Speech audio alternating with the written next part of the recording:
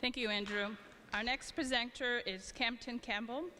He's a junior at Dartmouth High School. He is part of the Dartmouth High Theater Company, having acted in dozens of shows for the past 6 years. He is a young poet who has been intrigued by poetry for the past 3 years, although he has only been writing for the past year. He chose this topic to share with his passion of the spoken word to his fellow classmates.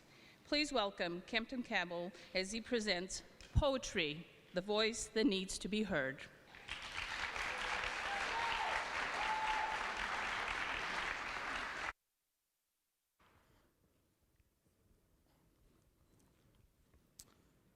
Complainers. The following are all true stories. May 26, 2003, Aaron Ralston was hiking. A boulder fell on his right arm, and he waited 4 days. And then he amputated his own arm with a pocket knife. On New Year's Eve, a woman was bungee jumping in Zimbabwe. The cord broke, and she fell into a river and had to swim back in crocodile-infested waters with a broken collarbone. You see, Claire Champlin was smashed in the face by a 5-pound watermelon propelled by a slingshot. Matthew Brobus was hit by a javelin. You see, David Striegel was punched in the mouth by a kangaroo. But you see, the most amazing part about these stories is, when asked about the occurrence, they all smiled, shrugged, and said, "I guess things could have been worse." So go ahead. Tell me that you're having a bad day. Tell me about the traffic. Tell me about your boss. Tell me about the job you've been trying to quit for the past 4 years. Tell me that the morning is just a townhouse burning to the ground and the snooze button is the fire extinguisher. Tell me that the alarm clock stole the keys to your smile, drove it into 7 a.m., and the crash totaled your happiness. Tell me how blessed are we to have tragedy so small that it fits on the tips of our tongues. You see, when Evan lost his legs, he was speechless. When my cousin was assaulted, she didn't speak for 48 hours. See, when my uncle was murdered, we had to send out a search party to find my father's voice. You see, most people have no idea that tragedy and silence have the exact same address. You see, when your day is a museum of disappointments hanging from events that were outside of your control, when you're flailing in an ocean of, why is this happening to me? When it feels like your guardian angel put in his 2-week notice 2 months ago and just decided not to tell you. When it feels like God is just a babysitter who's always on the phone. You see, when you get punched in the throat by a fistful of life, just remember that every year 2 million people die of dehydration. So it doesn't matter if the glass is half full or half empty. There's water in the cup. Drink it and stop complaining. You see, muscle is created by repeatedly lifting things that have been designed to weigh us down. So when your shoulders feel heavy, stand up straight, lift your chin, call it exercise. You see, when the world crumbles around you, you have to look at the wreckage and bring it back up with the pieces that are around you, the pieces that are still here. You are still here. So the human heart beats approximately 4,000 times per hour.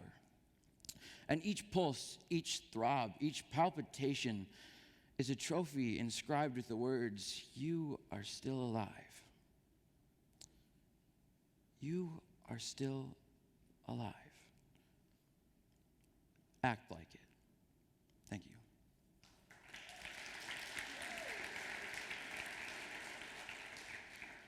So, today, I'm clearly going to be talking about spoken word poetry.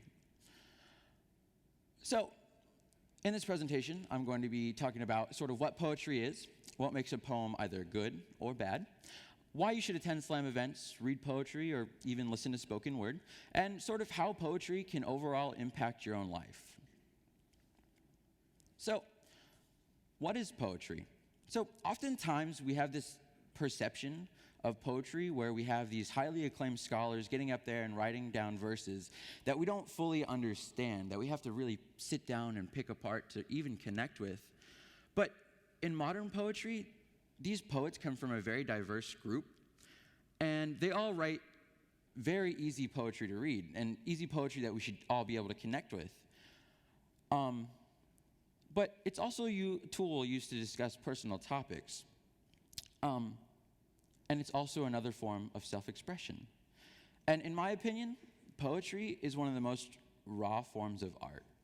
It's standing up on stage or at home, and you are writing for hundreds of people to listen to, and you're really opening up, essentially, your soul to everyone around there, giving your personal thoughts on things that you wouldn't normally talk about in your day-to-day life. In the poetry community, we don't have good or bad poetry. Rather, we have poetry that is either faithful to yourself, the poet, or rather unfaithful. We don't like to use gimmicks. There's a famous poet by the name Ken Arkind, and he says, "The art of trying to define with words that which cannot be described with words." That is what he thinks of poetry. And if you think about it, that's sort of an anti-definition, right? But then again, it can be extremely freeing. Poetry can essentially be anything that you want it to be. It could be a haiku, it could be just a list of words. It could even be rap. So, why you should attend slam events? Before we say why, let's say, what is a slam event? A slam event is a hosted event where you have a group of poets each getting up on stage to present poetry. And it doesn't have to just be their own work. It could be like the poem I just presented. That poem is not an original. That was written by a famous poet by the name of Rudy Francisco. But you can really present anything you want to, right? And so it's also a safe haven to talk about deeply personal thoughts. Such of these can include mental health, depression, gender equality and inequality, racial inequality, LGBTQ rights, and sexual abuse in women and in men. And that last point is sort of interesting because we don't usually think of men and sexual abuse, right? We don't really think of that very often. However, in poetry, the majority of poets that are writing about sexual abuse that I've seen, they've all been males.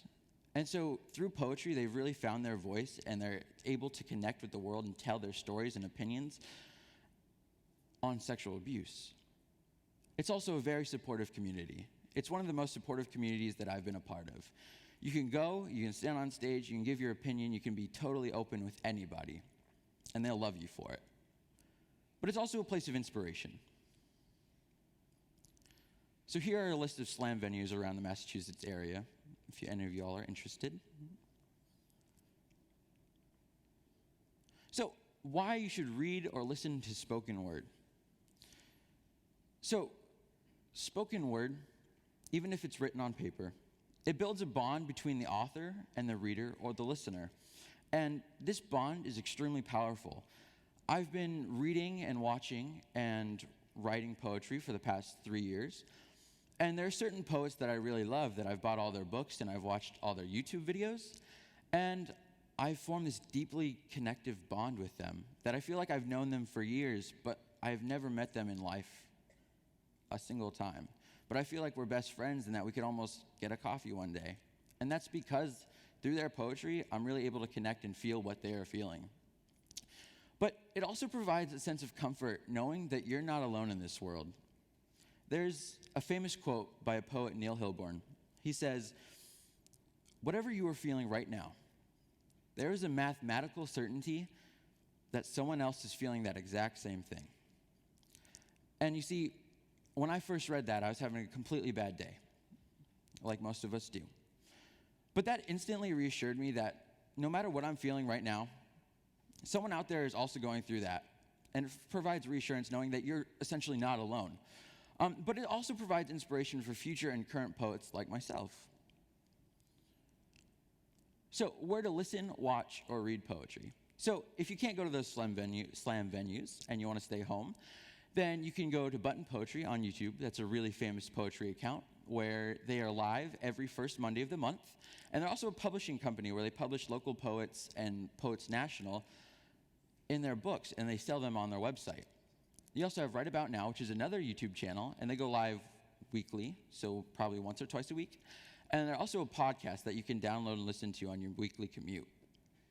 And they also have all deaf poetry, which is not as well known, but it's also one that's just as influential in the poetry community as Button Poetry and Right About Now.